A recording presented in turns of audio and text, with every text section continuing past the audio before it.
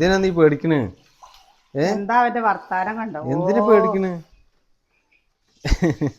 എന്താണ് കണ്ടോ കൊത്തുന്നത്? എങ്ങനെങ്കിലും ഒന്ന് രക്ഷപ്പെടുത്തേ പറഞ്ഞിട്ടാണ്.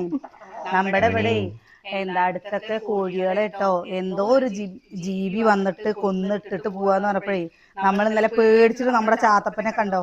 അത് ഒന്ന് രണ്ടും കോഴിയല്ല, 20 കോഴിയോളൊക്കെ. ഒരു വീട്ടിൽ എത്ര കോഴിയുണ്ടോ അത്ര, അത് മുഴുവനും പിടിച്ചുകൊണ്ട് പോവാണ്. ബാ കുട്ടി വായേ.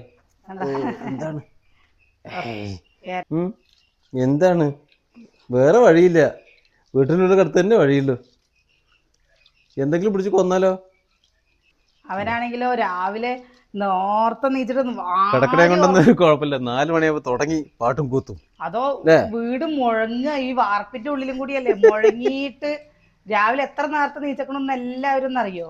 അങ്ങനെ വിടട്ടാ, പൊക്കോട്ടെ പൊക്കോട്ടാ.